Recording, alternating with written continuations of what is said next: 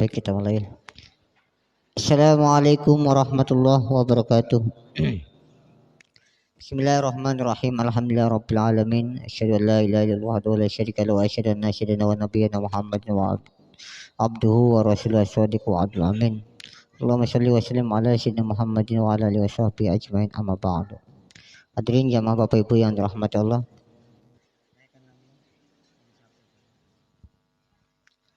Hadirin jamaah Bapak Ibu yang dirahmati Allah, puji dan syukur kita panjatkan kepada Allah Subhanahu wa taala. Alhamdulillah dalam kesempatan malam hari ini kita masih bisa sama-sama hadir dan kumpul dalam rangkaian kegiatan di Ratibul Atas dan kajian kitab fikih. Mudah-mudahan apa yang kita kerjakan senantiasa bernilai ibadah di sisi Allah Subhanahu wa taala. Salawat dan salam semoga Allah curahkan limpahkan pada junjungan Nabi besar kita Nabi Muhammad sallallahu alaihi wasallam, para keluarga, sahabat, dan mudah-mudahan Allah jadikan kita yang hadir dalam kesempatan malam hari ini sebagai pengikut setia Rasulullah sallallahu alaihi wasallam yang tentunya kita berhak mendapatkan syafaatnya kelak di yaumil qiyamah nanti. Hadirin yang Bapak Ibu yang dirahmati Allah, sebelum kita mulai rangkaian zikir, terlebih dahulu mohon doa pertama untuk Andika Cahaya Gultom, Anggi Kurnia Gultom, dan Devi Ramdhani Gultom. Semoga ketiga-tiganya dalam rangkaian mengikuti tes vertika senantiasa dimudahkan oleh Allah Subhanahu wa taala, diberikan kelancaran oleh Allah Subhanahu wa taala dan hasil maksud. Al-Fatihah. A'udzubillahi. Alhamdulillahi rabbil alamin arrahmanir rahim maliki yaumiddin iyyaka na'budu wa iyyaka nasta'in ihdinas siratal mustaqim صراط الذين أنعمت عليهم غير المغضوب عليهم ولا الضالين. أعوذ بالله من الشيطان الرجيم. بسم الله الرحمن الرحيم. نويت تقربا إلى الله تعالى. أشهد أن لا إله إلا الله وأشهد أن محمد رسول الله. أشهد أن لا إله إلا الله وأشهد أن محمد رسول الله. أشهد أن لا إله إلا الله رسول الله. اللهم صل على سيدنا محمد وعلى آل سيدنا محمد. اللهم صل على سيدنا محمد وعلى آل سيدنا محمد. اللهم صل على سيدنا محمد وعلى آل سيدنا محمد. أستغفر الله العظيم. أستغفر الله العظيم. أستغفر الله العظيم الذي لا إله إلا هو الحي القيوم وأتوب إليه.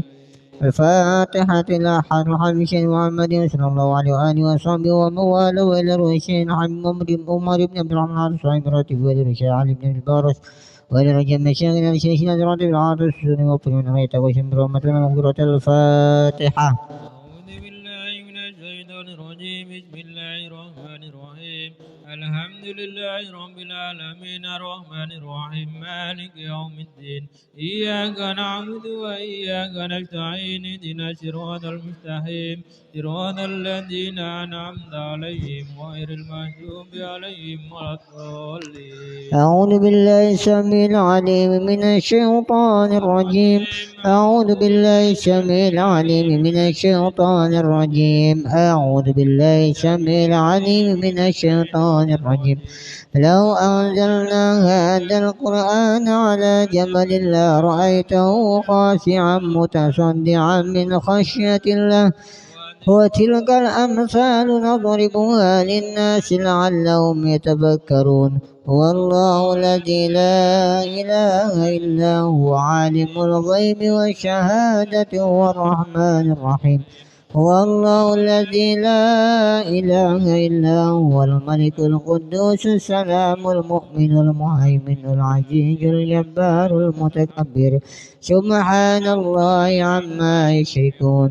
هو الله الخالق البارئ المصور له الأسماء الحسنى يسبح له ما في السماوات والأرض وهو العزيز الحكيم.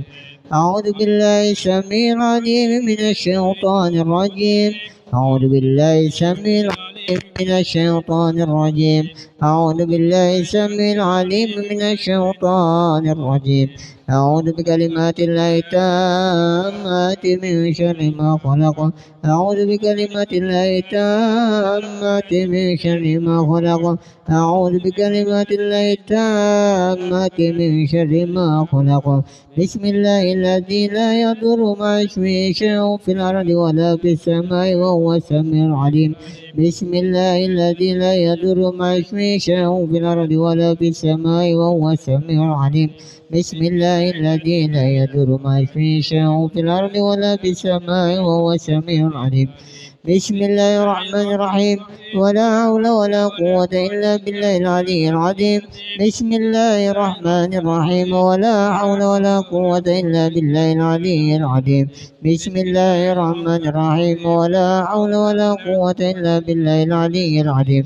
بسم الله الرحمن الرحيم ولا حول ولا قوة إلا بالله العلي العظيم بسم الله الرحمن الرحيم ولا حول ولا قوة إلا بالله العلي العظيم بسم الله الرحمن الرحيم ولا حول ولا قوة إلا بالله العلي العظيم بسم الله الرحمن الرحيم ولا حول ولا قوة إلا بالله العلي العظيم بسم الله الرحمن الرحيم ولا حول ولا قوة إلا بالله العلي العظيم بسم الله الرحمن الرحيم ولا حول ولا قوة إلا بالله العلي العظيم بسم الله الرحمن الرحيم ولا حول ولا قوة إلا بالله العلي العظيم بسم الله الرحمن الرحيم بسم الله الرحمن الرحيم بسم الله الرحمن بسم الله توكلنا بالله توكلنا بالله بسم الله توكلنا بالله بسم الله توكلنا بالله بسم الله توكلنا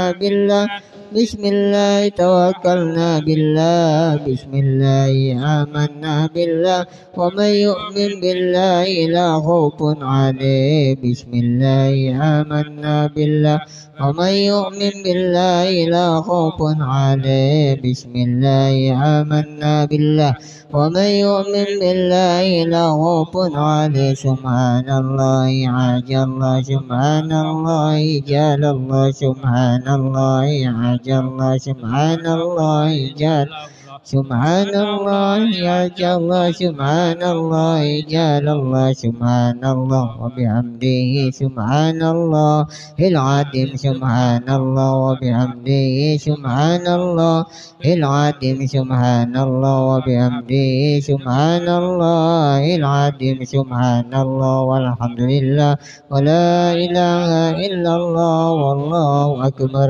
سبحان الله والحمد لله ولا إله إلا الله والله أكبر سبحان الله والحمد لله ولا إله إلا الله والله أكبر سبحان الله والحمد لله ولا إله إلا الله والله أكبر يا لطيفا بخلقه يا عليما بخلقه يا خبيرا بخلقه قلت بنا يا لطيف يا عليم يا خبير يا لطيفا بخلقه يا عليما بخلقه يا خبيرا بخلقه قلت بنا يا لطيف يا عليم يا خبير يا لطيفا بخلقه يا عليما بخلقه يا خبيرا بخلقه قلت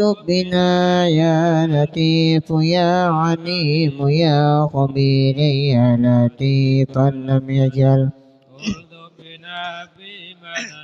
إنك لطيف لم تزل ألطف بنا والمسلمين يا لطيف لم يزل ألطف بنا فيما نزل إنك لطيف لم تزل ألطف بنا والمسلمين يا لطيف لم يزل ألطف بنا فيما نزل إنك لطيف لم تزل ألطف بنا والمسلمين لا إله إلا الله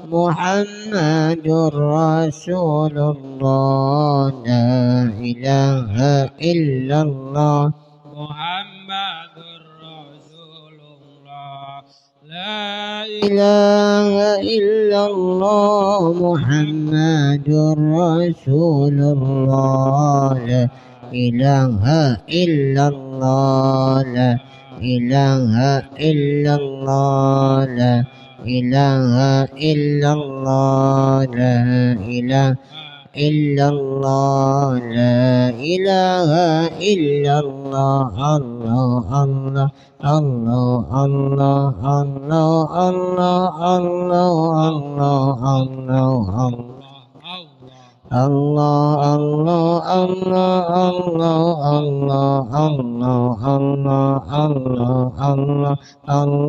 الله الله الله لا إله إلا الله محمد رسول الله لا إله إلا الله محمد رسول الله لا إله إلا الله محمد رسول صلى الله عليه وسلم كلمتك علينا وعلينا وعلي وبيان ما إن شاء الله تعالى من الفاتحة لرسول وحبيبنا شفيعنا رسول الله محمد بن ابن صلى الله عليه وآله وصحبه أجواج ذرية من الله يعلم بالجنة وينفعنا بأسرار من واره وعلومه ونفعنا بالدين والدنيا والآخرة ويجعلنا من حزبه ويرزقنا محبة ويتوفانا على ابنته ويشرنا بزمرتهم الفاتحة أثابكم الله. بسم الله الرحمن الرحيم الحمد لله رب العالمين الرحمن الرحيم مالك يوم الدين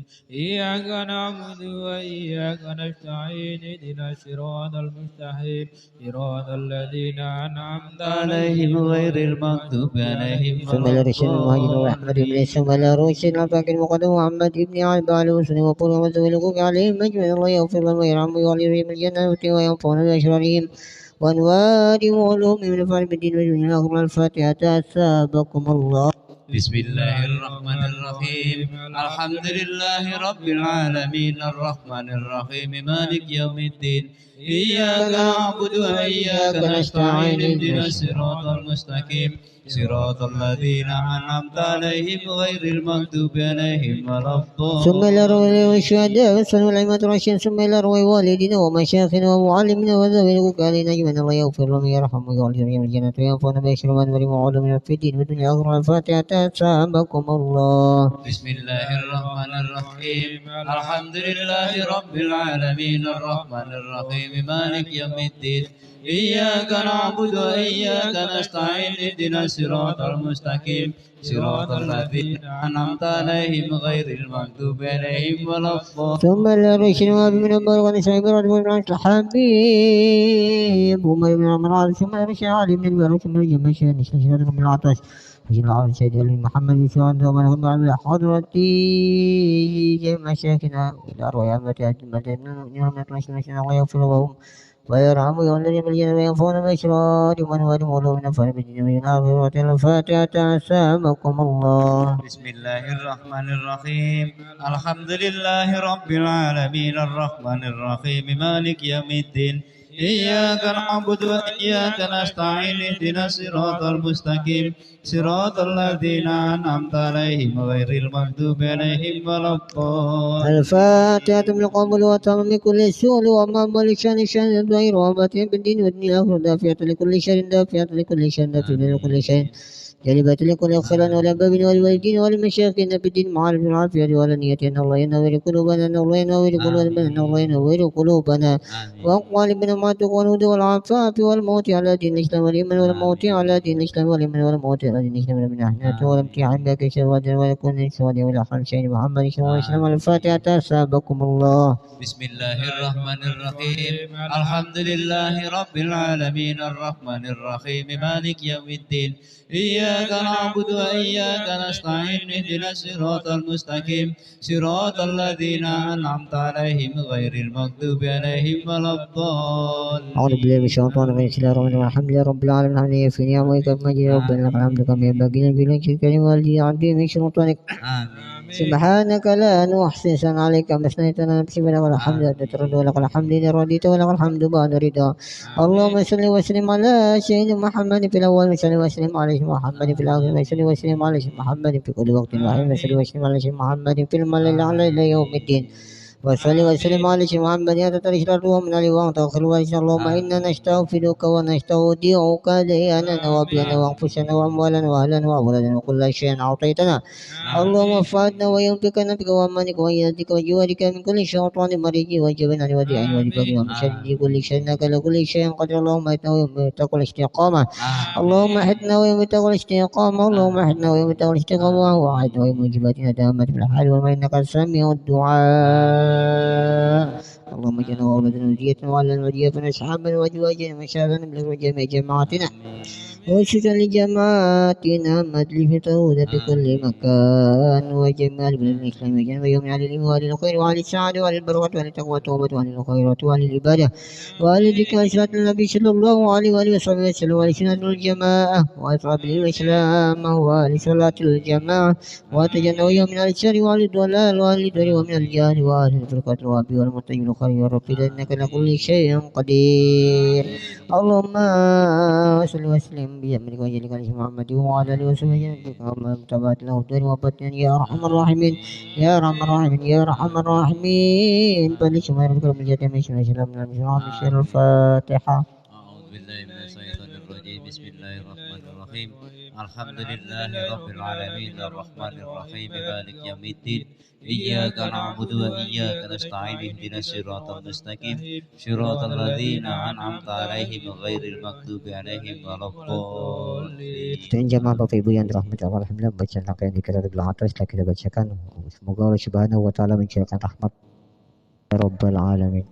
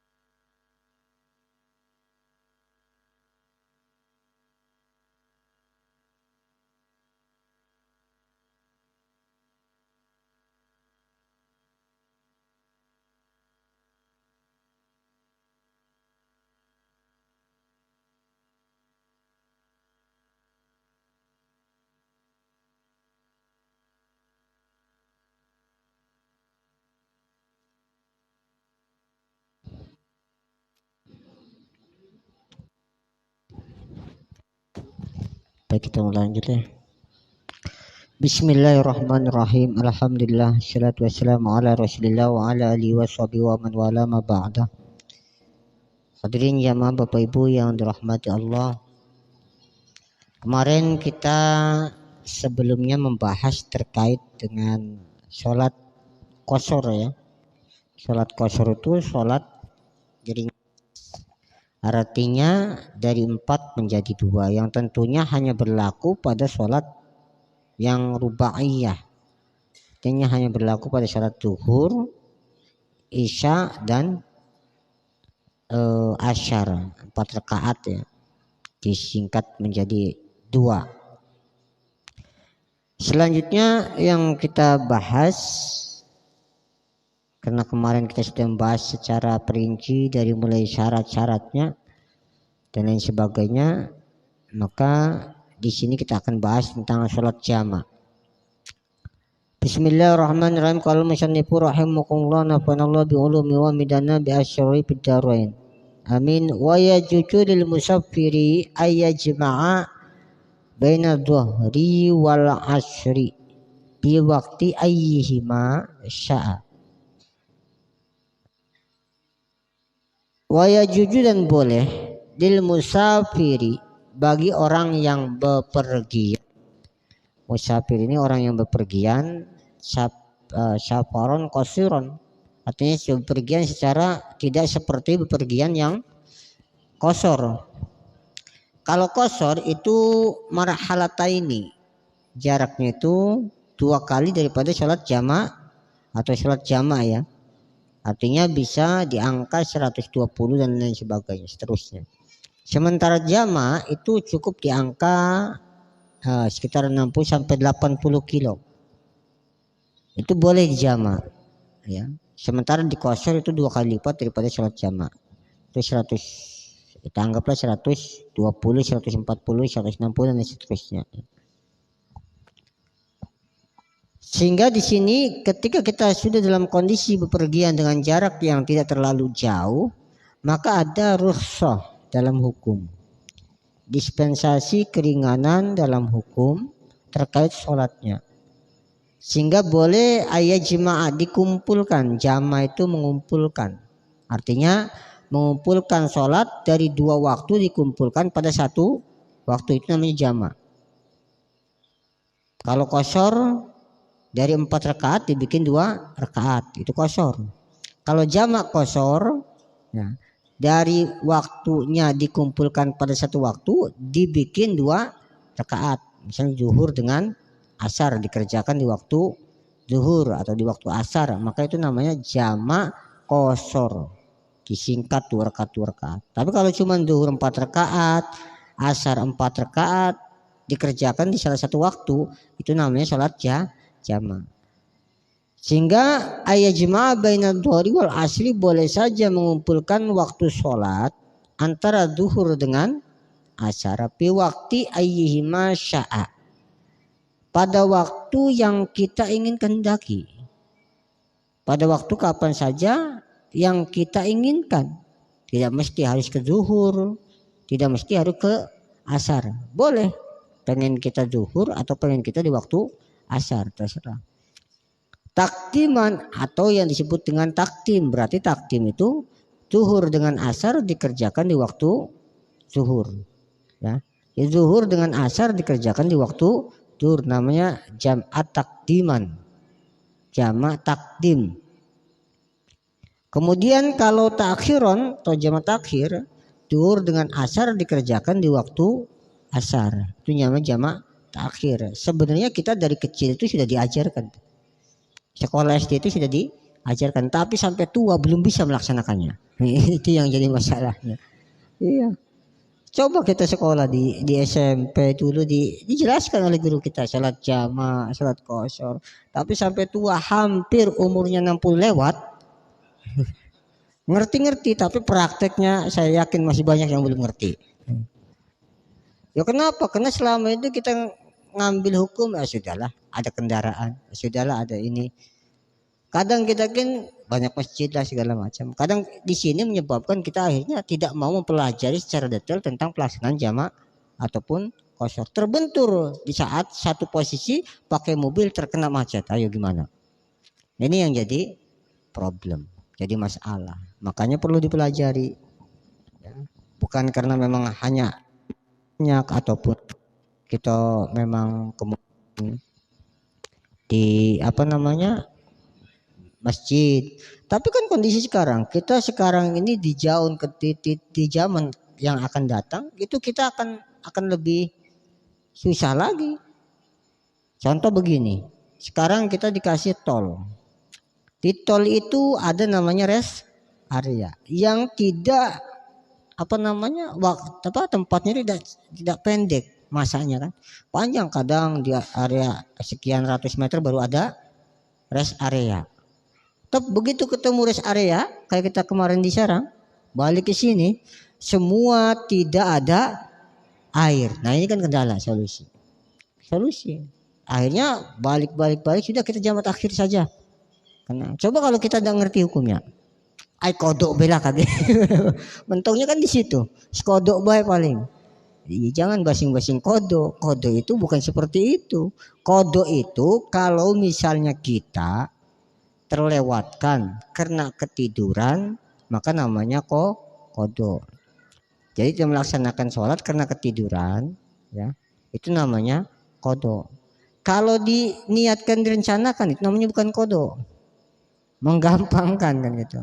Tapi tetap hukumnya wajib mengkodoknya, tapi kita kena dosa. Jadi karena ketidaktahuan akan terkena dosa. Cuman masih ada jawabannya, kita menanya. Apa jawaban kita? Masih belajar. Kan gitu. Jadi memang benar, Pak. Ada satu hal yang luar biasa yang didapatkan yang tidak didapatkan oleh orang yang tidak belajar. Makanya man ta'allamal ilma, orang yang dia mau belajar ilmu, ketika dia menemukan di dalam satu ibadah satu hal yang kemudian dia ada keraguan sah apa tidak, melaksanakan sesuatu yang dia kerjakan tapi belum tahu, belum dipelajari, tapi masih tahu posisi belajar, kesalahan namanya, bahwa ma'fu anhu, maka dia tetap diberi ma'fu itu dimaafkan. Jadi dari kecil sampai tua kalau masih belajar tetap dimaafkan gitu. Tapi kalau kita tidak mau belajar, walaupun benar, terkadang belum tentu benar, apalagi salahnya. Ya, jadi itu keistimewaan orang yang mau terus belajar. Jadi kembali kepada sholat jamak tadi, mengumpulkan satu waktu ketika dilaksanakan di waktu zuhur asarnya maka namanya jamak takdim, ketika di waktu asar dikerjakan zuhur namanya jamak takhir. Wa ayajma'a baina sholatayil maghribi wal isya fi waqti ayyihima syaa, termasuk maghrib dengan isya. Yang tidak memungkinkan untuk jamak itu adalah subuh. Nah, kalau subuh prakteknya bukan jamak. Kalau kita naik bis, kadang-kadang kita ini masih sering berjalan, yang ketemu dengan naik bis, itu kan tidak mungkin kita, Pak supir stop, apa mau sholat, kadang-kadang belum tentu berani. Tapi kadang-kadang ada memang supir yang ketika di jam-jam tertentu menjelang subuh dia istirahat kemudian berangkat lagi setelah subuh ada.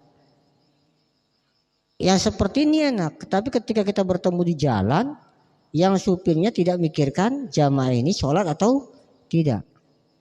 Nah, maka seperti ini posisinya akan kembali menjadi orang yang ketika faqidaini tohuraini, ketika dia dalam keadaan seperti ini posisinya tidak bisa berwudu, posisinya tidak bisa bersuci, bertayamum pun tidak memungkinkan, maka sholat bihurmatil waktu, maka sholatlah dalam keadaan yang tidak punya wudu ataupun tidak bertayamum dengan sholat niat hurmatil waktu. Nanti begitu pulang sampai tempat bukan kodok tapi namanya sholat mu'adah, sholat yang diulang ya, untuk menyempurnakan sholat yang kita laksanakan di dalam kendaraan tadi ya.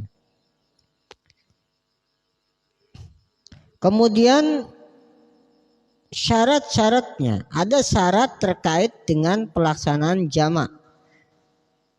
Pertama at-tartibu bi ayyabda bil ula li'annal waqta laha wasaniyatu tabi'un laha.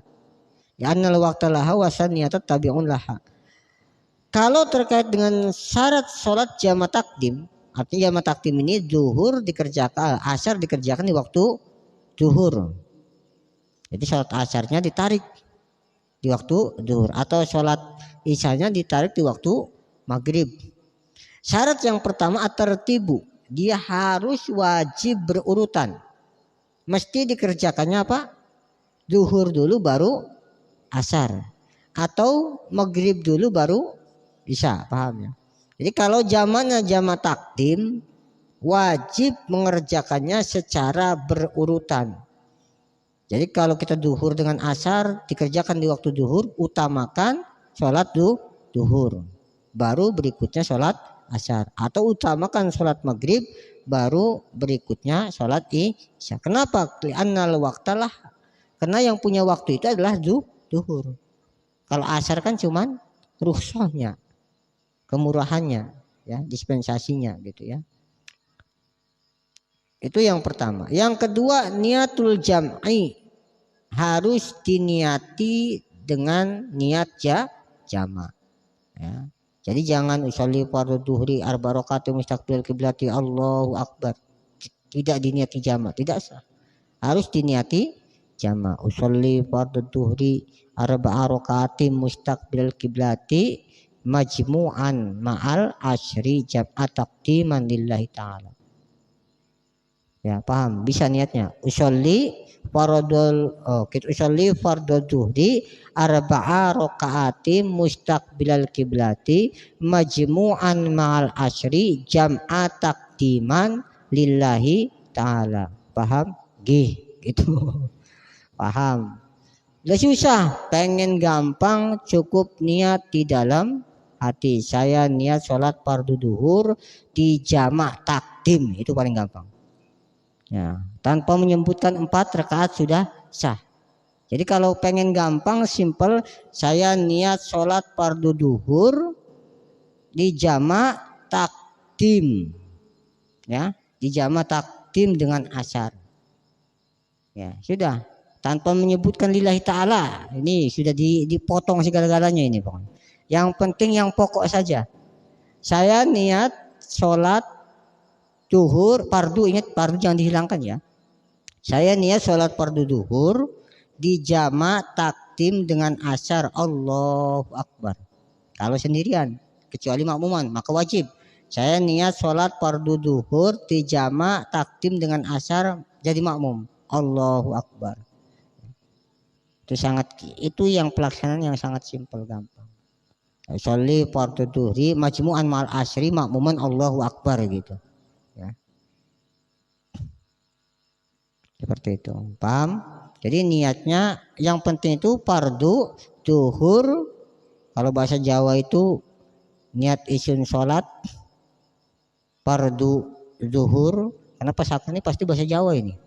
Iya, karena kita dulu diajarinya kayak gitu, niat isun sholat gitu kan, fardu duhur di jamak takdim fardu, nggak usah fardu lagi, fardu sudah disebutkan.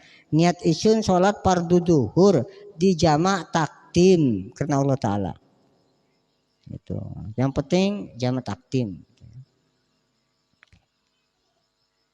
Itu masih jamak takdim ya yang kita bahas ya. Kalau qashar, sengaja aku sholat fardu duhur di jamak dan di qashar karena Allah Ta'ala. Di jamak takdim dan di qashar. Kalau jamak takdim, saya niat sholat fardu duhur di jamak takdim dan di qashar fardu karena Allah Ta'ala ya. Jadi takutnya kalau kita panjang-panjang dah hafal-hafal.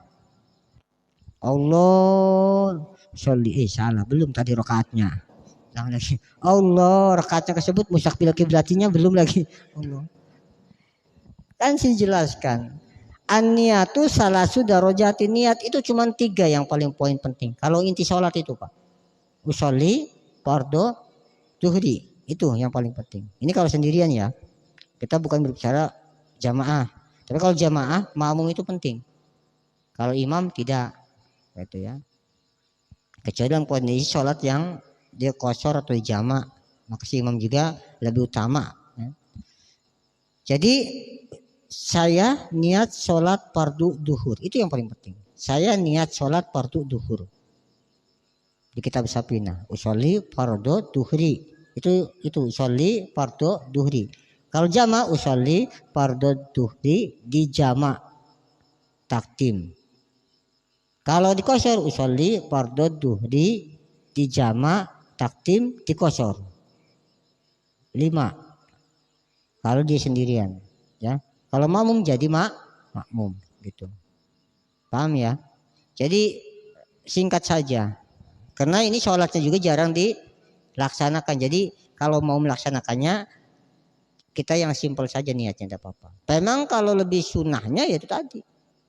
Saya niat sholat fardu duhur di jamak dengan sholat asar dengan jamak takdim menghadap kiblat yang ditunaikan menjadi makmum karena Allah Ta'ala. Allah imam ruku.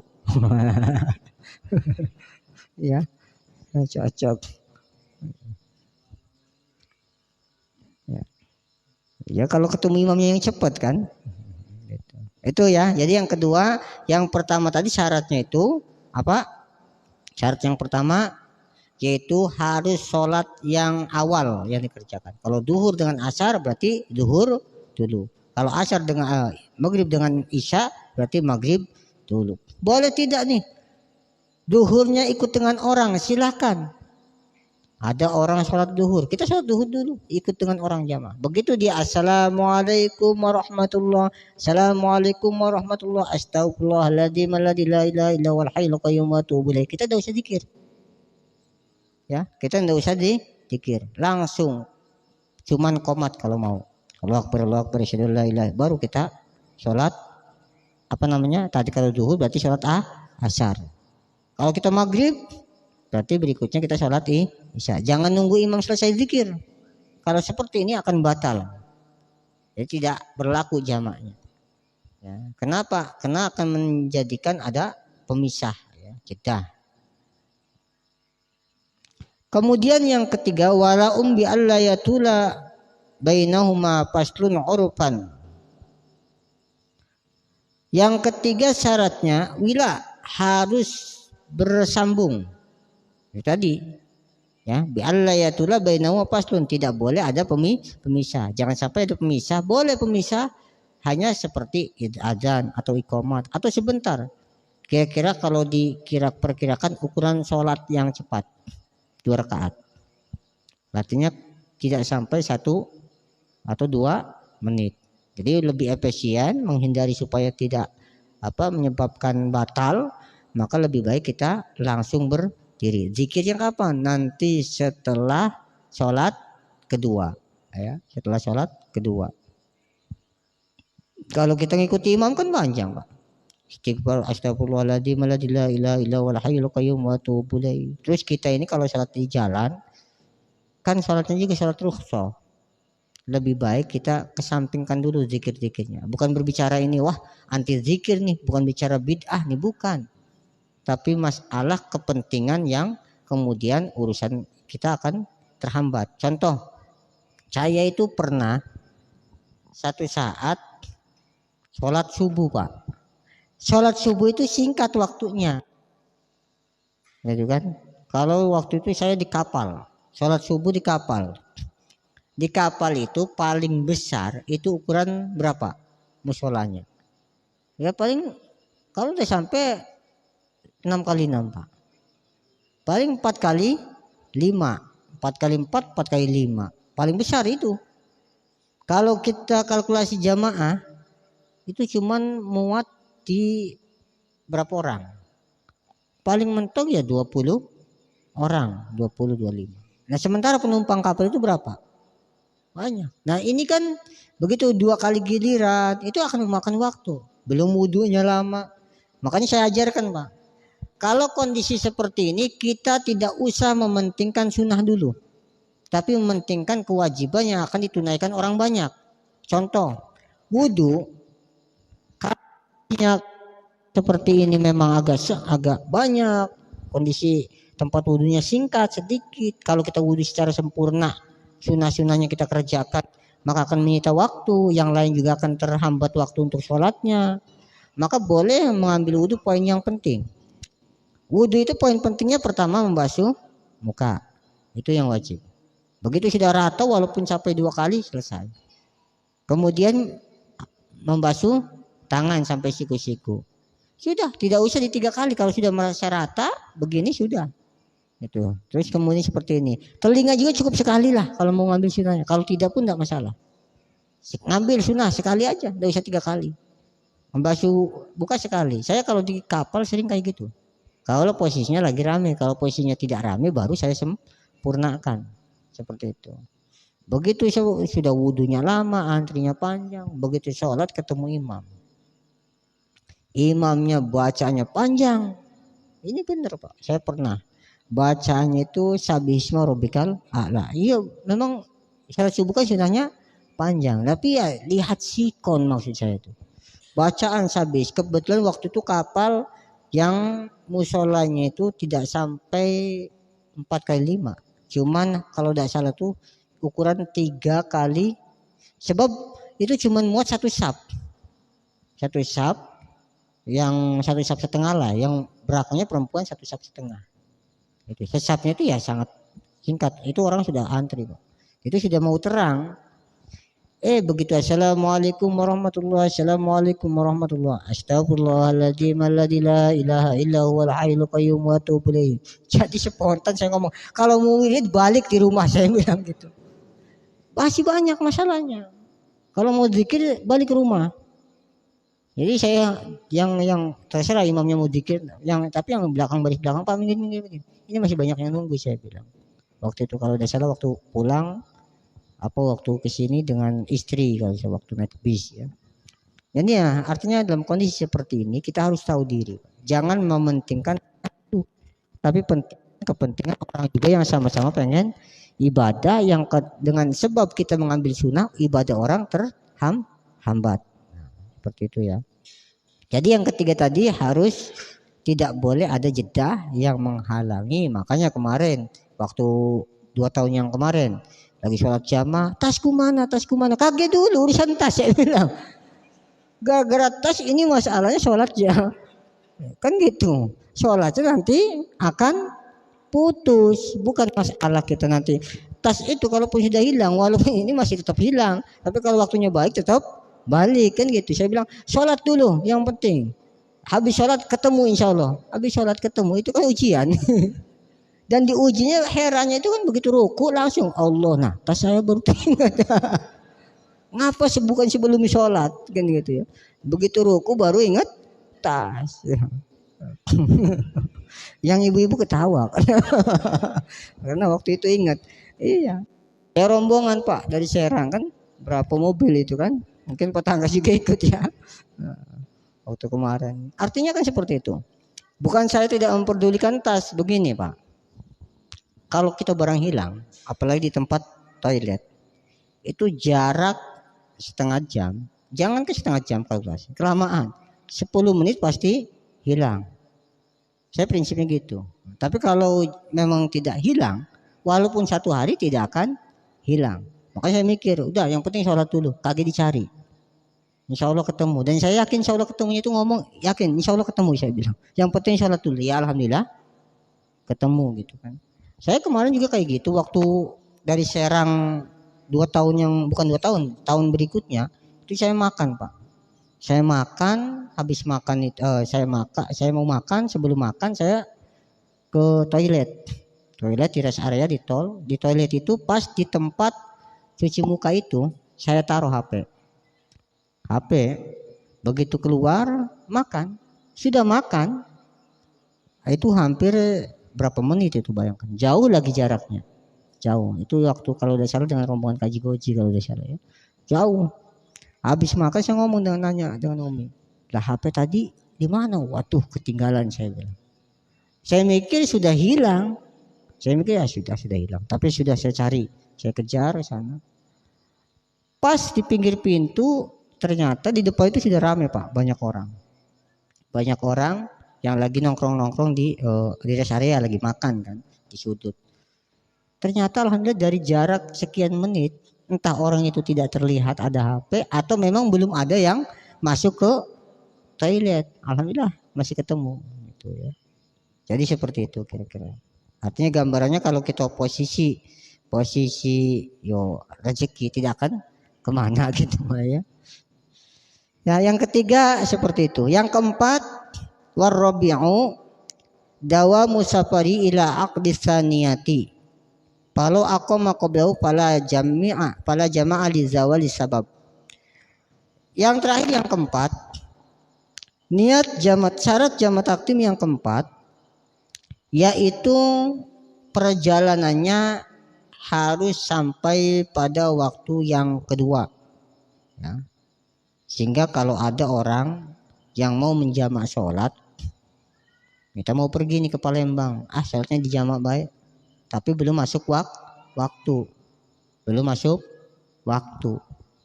nunggu dulu lah sampai masuk waktu, masuklah waktu zuhur, dijamak di sini, sah tidak sah karena belum berjalan, belum dawam safarnya, belum berlaku berjalannya. Ya.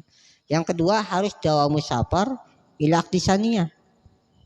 Diperkirakan perjalanan kita itu harus menempuh angka di waktu yang kedua. Kalau Bapak Ibu pergi, begitu sholat misalnya keluar, begitu Tanjung Serian kita sholat jamak nih, duhur dengan asar.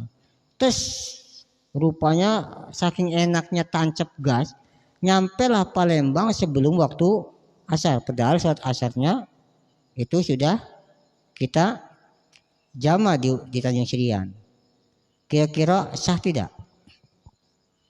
Sah tidak? Ini ikhtilaf bainal wajhaini. Ada dua pendapat. Pertama yang mengatakan tetap dianggap sah karena zonnya di luar dugaan. Yang kedua itu wajib diulang. Kenapa? Tidak menempati posisi akdisaniyah, belum masuk memenuhi waktu yang kedua. Seperti itu. Jadi kalau ngambil pendapat yang pertama ya tetap sah, tidak mesti diulang. Tapi kalau ngambil yang kedua, pendapatnya mesti diulang. Kenapa? Zawal sababnya itu sudah hilang, tidak masuk kepada waktu yang kedua. Minimal ketika kita sampai di Palembang itu adzan asar itu sudah sah. Sudah sah. Begitu zuhur, begitu masih Palembang atau masih Prabu Muli, kalau tujuannya di Prabu sudah waktu asar. Kalau tujuannya di Prabu itu berapa kilo Pak? 80 ya. Ya kan sudah boleh dijamak. Sudah boleh dijamak. Kalau kita perginya misalnya jam setengah 12 tetap sampai sana jam 1 kan. Jadi masih ada waktu zuhur. Makanya kalau ke Prabu itu sebenarnya kalau posisi jalan cepat tidak berkemungkinan. Kenapa? Tidak menempatkan posisi sampai waktu yang kedua gitu. Jadi kalau bisa maksimalkan di waktu yang kedua. Seperti itu. Tapi kalau kita misalnya berjalan, sholatnya itu memang di akhir waktu. Nah, misalnya jam berjalannya belum sempat sholat nih tadi ya. Berjalan, ternyata pas sebentar lagi masuk waktu kedua kita sholat di jamak, maka itu boleh. Itu karena sebentar lagi akan masuk waktu yang kedua. Sampai di situ tentang jamak takdim dulu satu-satu ya. Jadi niatnya tadi saya niat sholat fardu duhur di jamak takdim karena Allah Ta'ala gitu ya. Allah alam bisawab. Ada yang ditanyakan?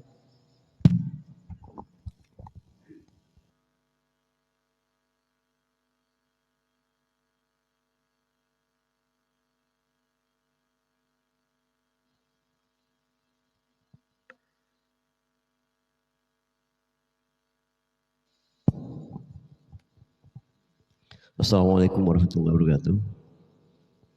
Ini pengalamannya izin.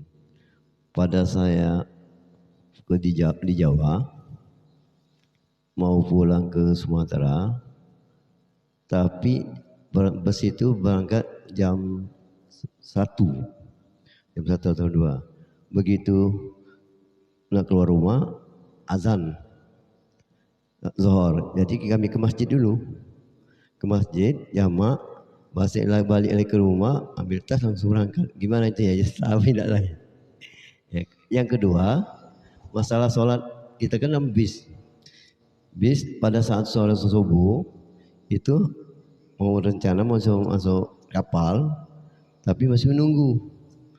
Pada saat masuk di kapal, tak tahu waktu subuh sudah habis, sudah terang. Nah, saya langsung kodoh, kan? Seharusnya kata Pak Kiai tadi harus mufarodo. Ya, waktu. Bagaimana ya? Langsung wudhu, langsung sholat kodoh niatnya. Gimana? Terima kasih. Assalamualaikum warahmatullahi wabarakatuh. Ada lagi.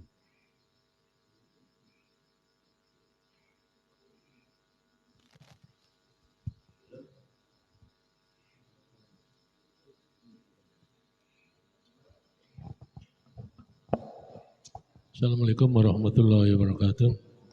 Wabarakatuh. Masalah jamak takdim, jamak takhir, insya Allah agak paham dikit. Namun yang kami tanyakan ini masalah doa. Jadi doa kita, doa yang mustajab itu antara qomat dengan antara adzan dengan qomat itu mustajab. Terus antara waktu apa lagi? Doa-doa yang mustajab. Namun di dalam sholat sunat itu kenapa doanya pada pendek-pendek itu malah. Padahal itu doa yang mustajab tapi kebanyakan doanya pendek-pendek aja. Kemudian ya doa kita ini doa sholat sunat tahiyat masjid, sholat sunat wudu, terus sholat sunat qobliyah subuh itu kan. Nah itu doanya itu apa lain-lain apa satu doa? Juga doa sholat malam itu. Pertama doa sholat wudu, sholat sunat wudu, sholat sunat taubah, sholat sunat tahajud, yang terakhir sholat sunat hajat. Nah itu doanya digabung jadi sholat tahajudnya aja atau sholat hajatnya aja. Soalnya itu beberapa sholat sunat itu doanya dirangkum menjadi satu. Apa satu-satu? Sholat wudu doa, sholat taubat doa, sholat tahajud doa, apa sholat hajat doa, apa sekaligus aja itu. Baik. Demikian, terima kasih. Assalamualaikum warahmatullahi wabarakatuh. Assalamualaikum. Saya jawab dulu. Yang pertama, ketika Bapak pergi keluar, artinya kan belum musafir itu, belum berjalan dan belum melewati batas ketentuan untuk safar, maka belum berlaku. Sehingga dalam safar itu memang sudah berjalan, bukan balik lagi kita, sudah berjalan. Kalau kita masih di sini mau safarnya, hitungannya keluar daerah apa nih misalnya? Sudah keluar daripada kelurahan Morenim itu sudah kita termasuk safar. Taruh sudah ke Kepur itu sudah mulai safar, boleh sholat di Kepur sana kita di jamaknya kan. Tapi kalau masih di sini itu berlakunya sholat biasa ya, seperti itu. Jadi harus keluar dulu satu daerah, yang melewati satu daerah baru kita niatkan jamak situ ya.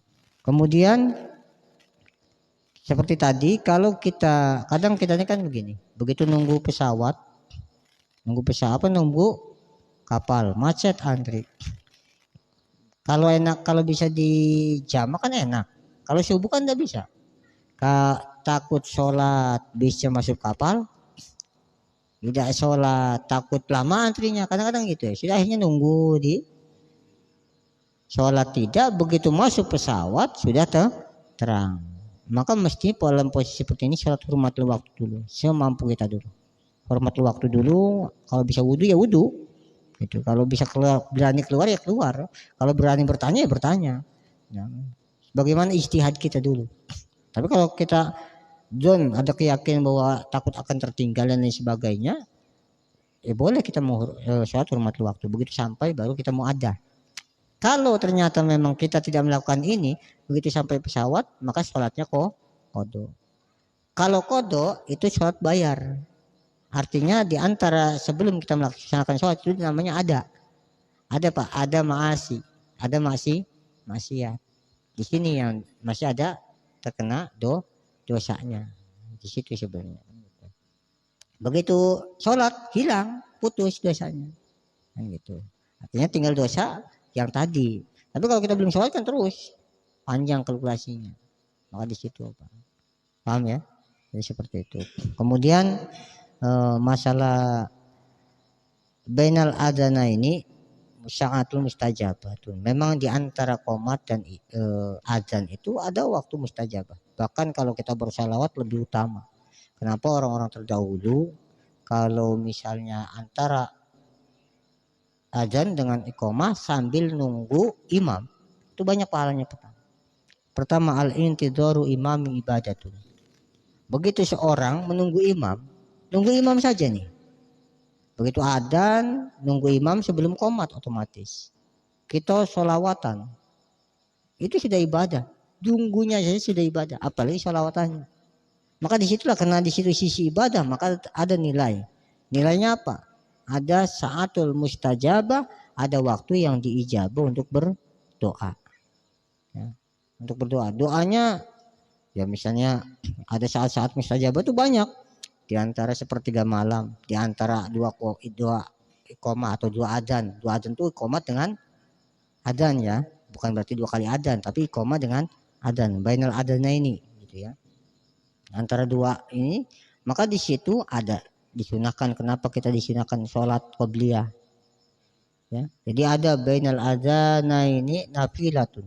Di antara dua di antara adzan dan iqamah itu mesti ada sholat sunnah ya. Memang ada sunnahnya, yang sunnahnya muakkadah, ada yang tidak. Contoh asar sunnah tapi tidak muakkadah. Contoh sebelum isya sunnah tapi tidak muakkadah. Sehingga kalau berbicara sunnah tidak muakkadah, makanya mandubah hukumnya. Mandubah itu pernah dikerjakan Nabi tapi cukup sekali, dua kali. Maghrib ada tidak? Ada. Sampai Rasul itu pernah melakukannya. Cuman hukumnya bukan mustahabah. Kenapa? Mandubah. Pernah melakukan, begitu mau melakukan Rasul berkata, insya'a fa'alta wa insya'a tarokta. Silakan yang mau mengerjakan kerjakan, yang mau meninggalkan tinggalkan. Maka hukumnya sunnah tapi bukan mustahabah, bahkan bukan muakkadah. Maka heran saya kalau ada orang yang mengatakan tidak ada sholat qobliyah asar, bahkan itu bid'ah. Padahal banyak hadisnya, meskipun dhaif, meskipun hasan. Kenapa? Hadis yang paling kuat mendukung kedhaifan hadis apa itu? Keumuman hadis yang mengatakan bainal adzanaini nafilatun. Di antara kedua adzan dan iqamah itu ada sholat sunnah. Itu hadis yang sangat kuat itu, muttafaqun alaih. Sehingga di situ bisa jadi untuk berdoa saat mustajabah, untuk sholawatannya ibadah, untuk nunggunya saja ibadah. Kalau kita misalnya ada nunggu imam sejam kita sudah dapat ibadah nunggu imam. Cuman kadang kita tidak sabaran Pak. Begitu adzan dah kata imam 5 menit, kamu bilang adzan itu lah yang imam ini. Kan gitu. Lalu terus kenapa? Kata bapak tadi, saatul mustajabah kok doanya pendek-pendek gitu. Yang masalah doa itu Pak, sebenarnya lebih pendek lebih cepat diijabah Pak. Lebih pendek lebih cepat diijabah. Iya, makanya saya paling kalau doa itu enggak mau panjang-panjang. Kalau doa. Bahkan doa yang paling mustajabah itu yang paling enak dikumandangkan, doa yang masyhur. Coba orang doa. Ada satu doa yang tidak pernah ditinggalkan. Apa doa? Rabbana atina fid dunya hasanah wa fil akhirati. Itu doa sapu jagat. Itu dapat semua itu. Rabbana atina fid dunya hasanah. Ya Allah, berikanlah kami urusan dunia yang baik. Dunia yang baik itu macam-macam. Sehingga ketika berbicara dunia, mazada ala kifayati. Bisa sesuatu, bisa mobil, bisa rumah, bisa nambah anak gitu. Juga apa nambah istri tuh? Jangan nambah istri. Ya, ya. Bisa tambah barokah, bisa tambah jualannya berkah dan lain sebagainya. Kenapa? Karena itu hasanah. Kalau hasanah di dunia itu membawa barokah namanya, Pak. Contoh hasanah dalam pekerjaan, barokah pekerjaannya. Hasanah dalam istri, pasangannya disolehkan atau disolehahkan. Kemudian anaknya dibaguskan. Itu hasanah. Wa fil akhirati hasanah wa qina adzabannar. Di dalam akhiratnya, di dalam kitab tafsir, wa fil akhirati hasanah, ditafsirkan tentang akhirat yang bagus adalah bertemu dengan Allah dan Rasul sallallahu alaihi wasallam. Wa qina adzabannar, kemudian dijauhkan api neraka. Kenapa di situ hasanahnya bertemu dengan Allah dengan Rasulullah? Karena tidak ada nikmat yang paling nikmat kecuali kita bisa memandang Allah dan Rasul sallallahu alaihi wasallam. Surga itu nikmatnya surga terkalahkan kalau kita bisa memandang wajah Allah dan Rasul sallallahu alaihi wasallam itu. Makanya atina hasanah. Jadi doa itu Rabbana atina fid dunya hasanah wa fil akhirati hasanah wa qina adzabannar, semua dapat. Ya. Semua dapat. Dan lebih menurut saya lebih doa itu semakin singkat semakin cepat dikabul. Serius ini. Enggak usah neko-neko gitu kan. Nah, kita datang ke bupati. Sudahlah, bisa banyak-banyak apa kepengen kamu, kayak gitu. Ngabisi kopi baik ramuan, kan gitu ya. Ngabisi waktu. Artinya apa? Di sisi nilai keikhlasan, apalagi kita doa berjamaah, Pak. Saya sering ngomong dengan kawan-kawan ya, dengan para jamaah, dengan apalagi yang suka mimpin doa. Sudahlah, Pak, doa tuh udah sebanyak ego gitu. Sampai doa tahlil, dari doa tahlil selamatan rumah dibaca semua, Pak. Lah yang jadi masalah yang ngaminkannya ikhlas tidak. Sampai amin lama-lama, amin, amin. Sisip dikit, amin. Berarti tandanya lah ngajak selesai itu. Kode. Nah, kalau sudah ngajak sudahan tidak ridho, nah, kan artinya ketika doa ini tidak diridhoi oleh yang ngaminkannya, apakah mustajabah? Wong sholat saja kalau si makmumnya tidak ridho bisa menjadi makruh termasuk doa. Jadi simpel saja, pendek. Yo minimal 3 menit itu cukup. Bahkan menurut saya kepanjangan. 1 menit itu cukup. Ini ada doa sampai 5 menit, 10 menit. Ya. Ada yang sampai di DHM 3 kali baru sudah gitu. Lah sudah bahasa Indonesianya lagi. Mending bahasa Indonesianya hafal. Ketemu bahasa Indonesia masih ngarang, salah lagi doanya. Ya Allah, parakanlah bala, jauhkan rezeki. Nah ini yang jadi masalah. Ngarang tadi kan. Ini mah diaminkan pula. Jadi lebih efisien doa itu ya jangan terlalu singkat juga ya tidak. Artinya ya doa sesuai dengan kebutuhan dan standar. Apalagi kita mimpin jamaah, doa itu ya kira-kira lebih enak dan kira-kira di jamaah itu bisa ridho lah seperti itu kan gitu. Ya. Dan kemudian kalau mau ketika sholat sunnah itu setiap sholat tuh punya doa masing-masing, punya zikir masing-masing. Silahkan sholat tahajud, doa dulu tahajud. Sholat tarawih, makanya kalau sholat tarawih juga Pak, tarawih kalau di sini ya di sini. Begitu selesai tarawih kita punya doa setelah tarawih. Apa namanya? Doa kami Allahumma ja'alna bil imani kamilin wali paroidi muadzin wali sholati hafidin wali zakati fa'ilin dan seterusnya. Begitu selesai doa itu baru sholat witir. Setelah witir baru doa untuk sholat witir. Sebenarnya kayak gitu. Mau kita tahajud dulu, doanya tahajud. Setelah tahajud, setelah hajat, doa lagi hajat. Setelah hajat witir, doa lagi witir. Ya. Lebih utama ya seperti itu. Tapi kalau kita pengen tadi simple, efisien ya sudah. Sholat dulu galau-galau, baru selesai doa Rabbana atina fid dunya hasanah. Ini kata Tuhan. Ya kata malaikat ini orang paling ikhlas ini kayaknya kan gitu. Iya, seperti itu. Allah alam bisawab. Ada lagi yang tanyakan? Nah ya, ini untuk memperjelas yang ditanyakan oleh Pak Jenal tadi. Jadi kalau kita sudah ada niat untuk perjalanan jauh, dan memenuhi syarat di Qashar, sebelum kita berangkat masuk waktu zuhur. Nah, apakah kita sholat zuhur dulu? Kalau tadi yang ditanya Pak Jenal langsung digarap, langsung Qashar. Nah, padahal belum masuk dalam perjalanan safarnya gitu.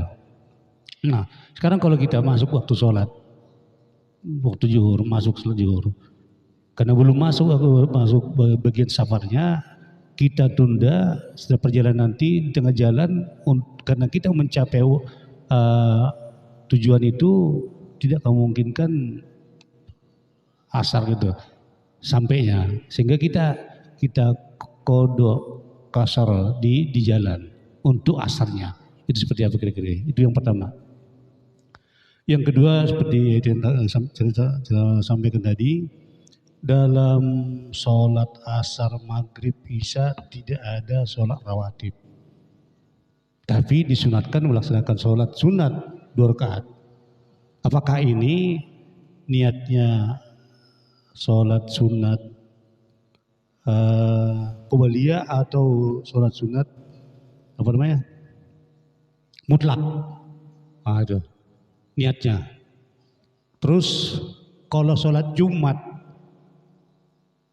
kalau duhur kita ada qobliyah, ba'da zuhur, kemudian sebelum duhur.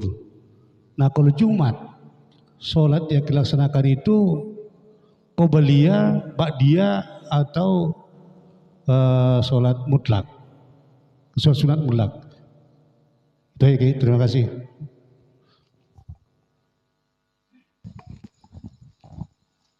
Jadi saya jawab dulu ya. Pertama terkait dengan sholat jamaah. Salah satu syaratnya sholat jamaah itu kita sudah musafir. Artinya ketika kita belum musafir berarti belum dikategorikan orang yang jamaah. Lantas bagaimana kalau kita sudah masuk waktu belum berangkat?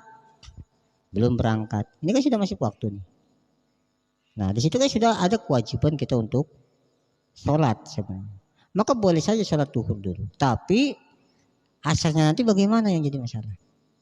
Karena yang menjadi masalah nanti ketemunya asarnya ini akan menjadi tidak bisa dijama. Karena sudah ada pemisah. Ya, antara kita dengan sholat yang berikutnya. Maka lebih efektif nanti saja kita sholatnya. Atau kita nunggu keluar. Kita keluar satu daerah kan bisa kita siasati. Kita keluar kalau misalnya di sini kan di tempat nunggu bis. Itu kan sudah bisa kalau misalnya kita ke bis ya, berarti kita sudah keluar daerah kita. Ini misalnya ini titik kampung kita. Ini hitungnya kampung sudah bisa. Kampung. Kalau kita pelawaran, sini rumah tumpuk, itu begitu dikepur, itu sudah musafir, melewati satu daerah tempat tinggal kita. Ya, seperti itu. Yang kedua, begitu berbicara sunnah, muakkadah dan lain sebagainya. Saya dulu pernah dibahas oleh Kiai Asmawi dulu ya. Artinya yang namanya qobliyah pasti ada ba'diyah. Yang namanya qobliyah mesti ada ba'diyah. Sehingga ketika tidak ada ba'diyahnya tidak mesti qobliyah. Makanya tidak ada qobliyah asar. Tidak ada qobliyah asar. Tidak ada qobliyah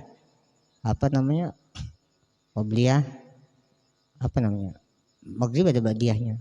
Tidak ada ba'diyah subuh. Kenapa? Tidak ada qobliyah subuh karena ba'diyahnya tidak ada. Ya, jadi subuh dengan asar itu tidak ada ba'diyahnya. Tidak ada ba'diyahnya. Maka kalau tidak ada ba'diyahnya, kata beliau, itu berarti tidak terkait dengan qobliyahnya. Sehingga apakah ada qobliyahnya? Maka kita ambil keumuman hadis bainar adzan ini, di antara dua iqamah dan adzan mesti ada sholat sunnah. Nah terkait sunnah ini apakah di antaranya bisa dikobliyahkan? Dalam tata pelaksananya qobliyah, tapi niatnya boleh sholat sunnah asar.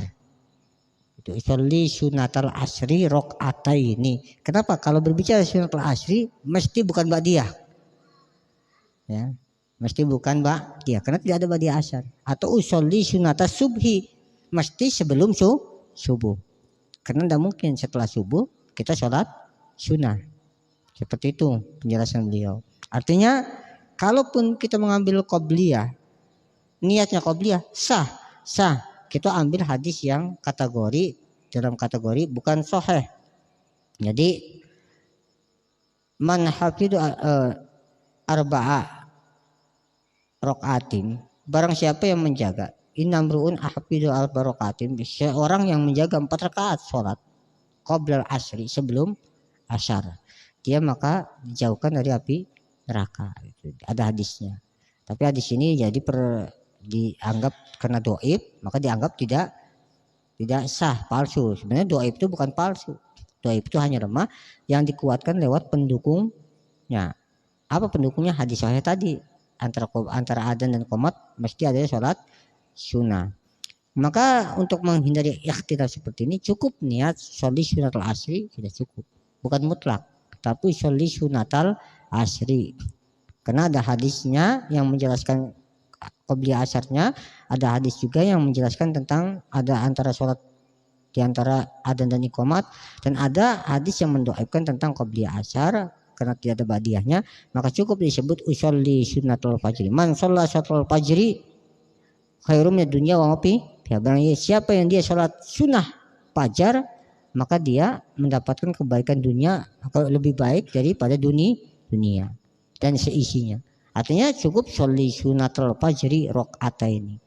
Jadi kalau kita berbicara fajar itu sama seperti qobliyah subuh. Tidak mesti qobliyah subuh lagi. Sholli sunnatul fajri sudah sah. Sholli sunnatul subhi sudah sah.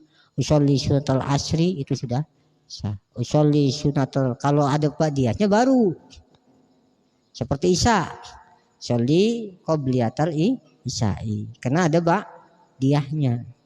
Atau maghrib qobliyatal maghribi, karena ada ba'diyahnya. Meskipun antara maghrib dengan isya itu tidak muakkadah, artinya sunnahnya hanya dalam hitungan pernah melakukan. Nabi itu pernah melakukannya, bukan sering.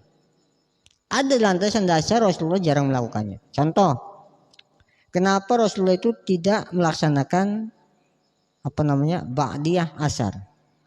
Karena sholat sunnah setelah asar ini ada kekhawatiran tasabuh, penyerupaan ibadah bagi orang yang menyembah bulan atau matahari. Matahari kan terbit nih, akan muncul bulan. Arah bulan munculnya dari sana. Berarti mereka menghambakan bulan. Kenapa ada larangan setelah subuh kita sholat sunnah? Karena orang-orang terdahulu ada yang menyembah matahari. Sehingga sampai maghrib itu baru setelah maghrib, waktu adzan maghrib ada lagi sholat sunnah. Tapi karena waktunya simple, Rasulullah pernah sholat, ditanya oleh sahabat, sholat silahkan. Tapi kalau memang terkait dengan jamaah yang makin nunggu, kemudian waktunya sangat singkat, maka Rasulullah wa insya'a sholaita wa insya'a tarok. Nah, kalau mau tinggalkan, kalau mau sholat. Artinya hukumnya boleh, bukan sunnah, boleh saja. Tapi pelaksanaannya tetap mendapat pahala gitu ya.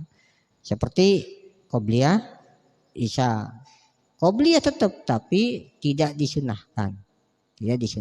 Karena orang kebiasaan orang dahulu setelah maghrib itu sampai isya dia nunggu baca Quran. Makanya saat mustajabah itu bainal maghrib wal isya.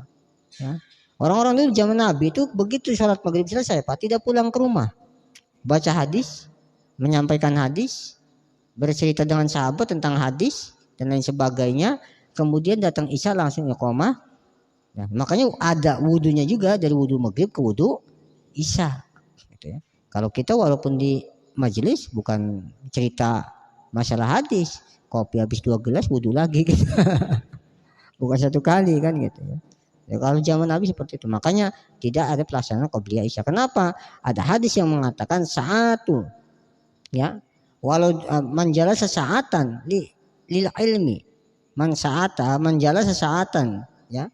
Barang siapa yang dia duduk sesaat untuk majlisul ilmi, untuk membahas tentang ilmu, satu bab minal ilmi, satu bab saja tentang ilmu, maka khairum min alfi ibadatin. Makanya begitu datang waktu isya langsung sholat. Dianggap lebih utama itu menyampaikan ilmu seperti itu. Dan terkait Jumat ini juga menjadi ikhtilaf.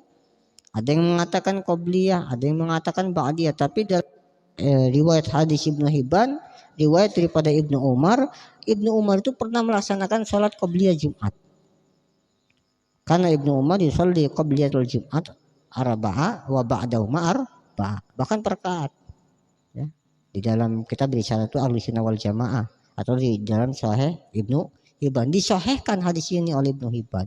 Ditanya, apakah Rasulullah ini melakukan ini? Kan Rasulullah yaf'alu zalika. Rasul itu pernah melakukan itu. Dan statusnya pernah. Artinya pernah ini bisa menjadi tolak ukur kita untuk menjalankan ibadah qobliyah Jumat. Dan niatnya boleh qobliyah. Boleh usolli sunatul Jum'ati atau usolli sunatul qobliyatul Jum'ati. Itu karena memang terkait dengan hadis-hadis yang ada ikhtilaf, maka cukup disebutkan poinnya usolli sunatul Jum'ati, bukan mutlak. Itu tidak ada penegasan hukum. Contoh pengen sholat sunnah, jadi kata barang siapa dalam satu hadis, barang siapa yang dia punya masalah tilmidoh, ambil wudhu, kemudian pas sholat rokaatain dia sholat, maka sholatnya sholat mutlak. Nah, jadi kapan saja tidak terikat dengan waktu. Tapi kalau sudah yang terikat dengan waktu, maka ikatkan dengan ta'aluk waktunya. Kalau asyar usolli sunatul asri, kalau subuh usolli sunatul subhi atau fajri, kalau dia ada badiahnya usolli qobliyatul isya atau qobliyatul maghrib. Kalau sholat Jumat usolli sunatul Jum'ati. Seperti itu. Kalau mau tambah ba'diyahnya tidak apa-apa, qobliyah ba'diyah, tapi tidak mau, cukup dianggap cukup, maka usolli sunatul Jum'ati seperti itu. Jadi ditempelkan dengan waktunya. Kalau mutlak tidak berkaitan dengan waktu, namanya mutlak. Jadi mutlak itu tidak muqayyad. Kalau muqayyad itu membatasi waktu, kalau mutlak tidak terbatas dengan waktu. Seperti itu. Wallahu a'lam bishawab. Cukup kira-kira.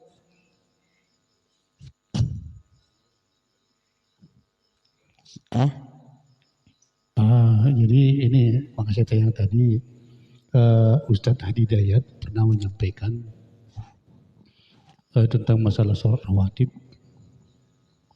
Jadi dalam sholat asar, maghrib, isya yang tidak ada qobliyahnya, karena disunatkan setelah ajan disunatkan sholat, sehingga disampaikan oleh Ustadz Hidayat bahwa sholat yang dilaksanakan qobliyah asar, maghrib, isya ada sholat mutlak. Ya. Makasih pertanyaan dari Iya. Kalau berkaca dengan Adi Hidayat, ya karena manhaj beliau itu manhaj yang mengedepankan hadis, ya, bukan ijtihad daripada ulama. Tapi kalau pendapat saya pertegas lagi penjelasan daripada kitab-kitab gurunya kan beliau itu pemuda Muhammadiyah, ya. Gurunya Syekh Zaini Dahlan, gurunya Badahlan, ya, maaf, Badahlan Syekh Nawawi. Maka saya punya kitab-kitab karya Syekh Nawawi yang itu contoh di kitab Nihayatul Zen dan juga kitab Syarah Sapina. Tapi yang jelas itu di kitab Nihayatul Zen yang menjelaskan detail tentang pelaksanaan qobliyah asar dengan qobliyah isya. Oleh kan dibahas oleh Syekh An-Nawawi, dan Syekh An-Nawawi itu sebenarnya gurunya. Tapi Adi Hidayat, kenapa? Ya, ini berbicara Adi Hidayat, ya. Kenapa beliau menegaskan hukum-hukum seperti itu? Bukan saya menyalahkan. Beliau itu mempertegas sesuatu yang jangan menjadi bumerang. Ingat, kita ini sering kalahnya orang-orang Wahabi karena hanya memakai dasar tapi tidak punya hadis. Sementara yang dicari oleh orang Wahabi itu adalah apa? Hadis. Yang dicari oleh orang Wahabi itu hadis, bahkan hadisnya pun harus sahih. Jadi kalau kita bercari dalil dengan orang Wahabi hadis sahih, kita tidak akan ketemu, Pak. Kamu sholat qobliyah asar, tanya mana hadisnya? Man hafidu imro'a misalnya, barang siapa yang menjaga 4 rakaat qobliyah asri, maka dia dijauhkan api neraka. Itu dalam kitab. Riwayatnya apa? Perawinya gimana? Doib. Doib itu bukan hadis. Nah sudah kita mentog. Wah lemah nih. Apa kuatannya? Dikuatkan dengan hadis bainal adain ini sholatun. Di antara 2 adzan dan iqamah itu adalah sholat. Itu bukan qobliyah asar. Bisa jadi itu adalah hadis yang khas ditunjukkan pada sholat-sholat yang memang sudah ditentukan ada qobliyah ba'diyahnya. Apa jawabannya? Mentog lagi. Maka Adi Hidayat ini tipikal orang yang memakai sistem memperkuat ahlu sunnah awal jamaah lewat jalur Muhammadiyah untuk memberikan dan melawan pemahaman Wahabi sebenarnya. Sehingga lebih simpel, sudah sholat mutlak pun akan ikut waktunya. Contoh begini Pak, Bapak masuk ke masjid, beritanya masuk ke masjid, ini dibahas ini. Masuk ke masjid, mau sholat tahiyatul masjid apa sholat qobliyah? Tahiyatul masjid itu yang lebih utama. Dan otomatis qobliyahnya sudah dapat. Maka kalau kita pun mau asar, nah kan gitu, mau asaran, tahiyat masjid pun sudah bisa mengambil titik tentang pahala qobliyah asar. Mau kita datang sholat mutlak pun kita sudah mendapat qobliyah asar. Maka di situ yang bainal adaini iqamatun. Itu prinsip yang hadis ketemu hadis. Tapi kalau kita tetap mengutamakan pendapat ahlul hadisnya yang diterapkan lewat kitab-kitab karya daripada ulama, ialah yang menjelaskan lo ada loh meskipun hadisnya doib. Ini nih hadisnya tentang qobliyah asar, ini hadisnya tentang qobliyah subuh. Tentu akan berbeda. Tapi intinya penjelasan Adi Hidayat tidak salah. Kenapa? Yang disebut dengan mutlak dengan muqayyad. Bedanya gini Pak. Kalau kita berbicara mutlak berarti tidak terikat nih ya. Mutlak nih. Kalau bicara mutlak, apapun yang kita kerjakan sholatnya sah.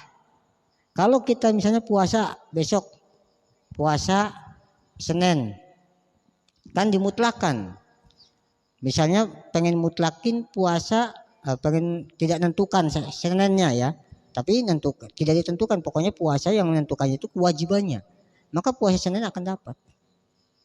Sehingga kalau kita mutlak lah, apa baik sholat Allahu Akbar. Tapi waktunya dibatasi dengan waktu. Mesti jadi qobliyah. Tapi kalau kita orang tidak paham akan berdebat dengan orang Wahabi. Tapi kalau Wahabi paham, kalau kayak Wahabinya ya tidak paham gitu. Oh iya juga, gitu. Sudah mutlak banget gitu. Jadi itu trik daripada Adi Hidayat untuk mematahkan pemahaman Wahabi yang sangat pemahaman saklek lah. Ya, pemahaman sangat saklek. Orang Wahabi itu harus dipentokkan dengan hadis. Seperti itu.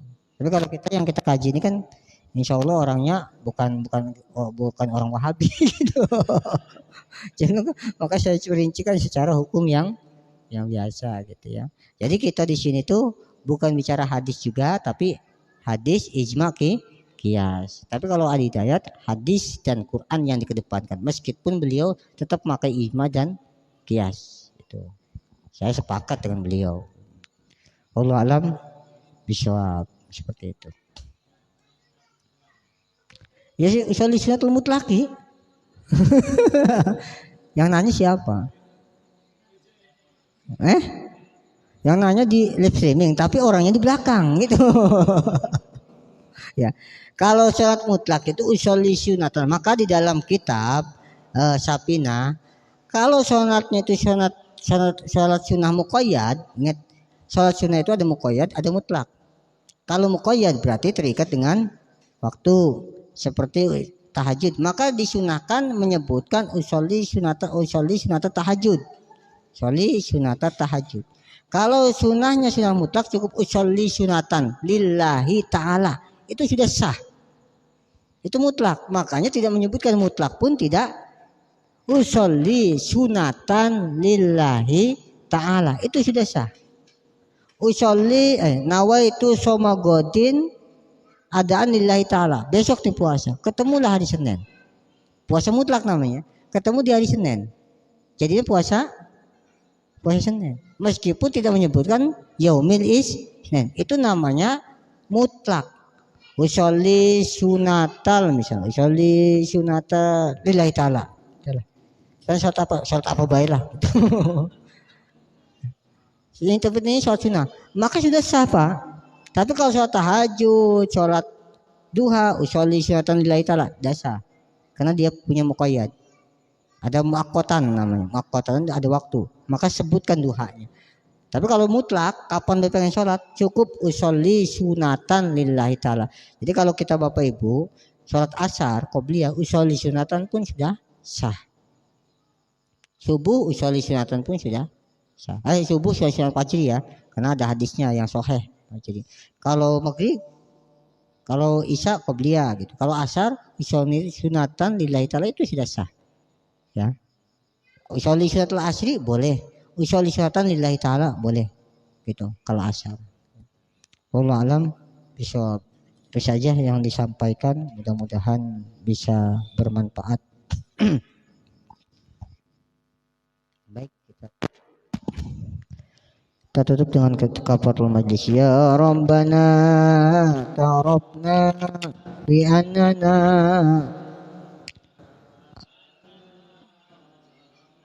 على اللدى أشرفنا فتب علينا توبة تغسل كل حوبة واستر لنا العورة وآمن روعاتي وكل ذي ربي ومولودينا والآل والإخوان وسائر الخلان وكل ذي محبة أو جرة أو صحبة والمسلمين أجمع آمين رب اسمع فضل وجود منا لا باكتساب منا بالمصطفى رسولي نرضى بكل سلي صلى وسلم ربي عليه عد الحبي وآله وصحبه عدادة صحبي والحمد لله بالبدء والتناهي الله الله يا الله لنا بالقبول الله الله يا الله لنا بالقبول الله الله يا الله لنا بالقبول اللهم صل وسلم وبارك عليه يا ربي بالمصطفى بلغ مقاصدنا واغفر لنا ما مضى يا واسع الكرم.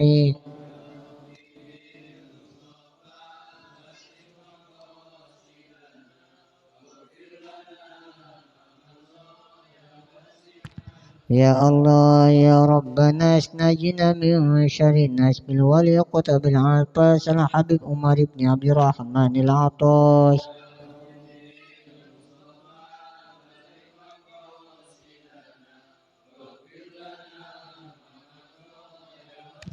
يا الله يا جواد لنا بالمراد بالولي غوث العباد الحبيب عبد الله بن علاوي الحداد. يا ربي بالمصطفى بلغ مقاصدنا واغفر لنا ما مضى يا واسع الكرم.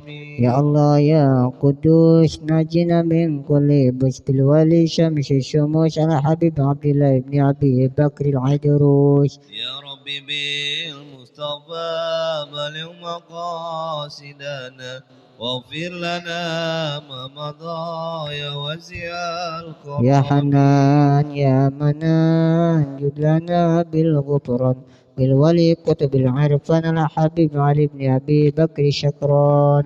يا رب بالمصطفى بلغ مقاصدنا واغفر لنا ما مضى يا واسع الكرم.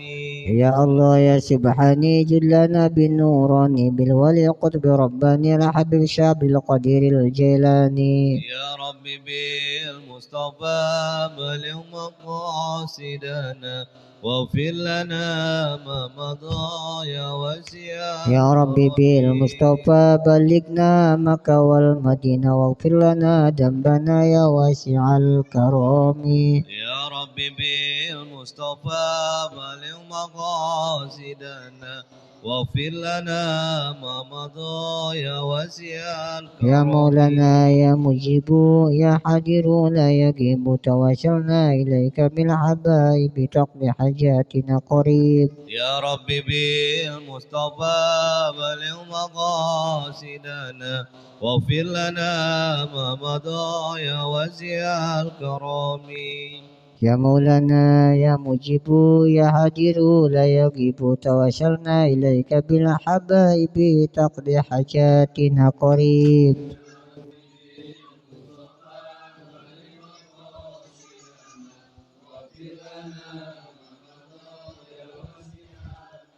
Sekian kurang lebihnya. Assalamualaikum warahmatullahi wabarakatuh.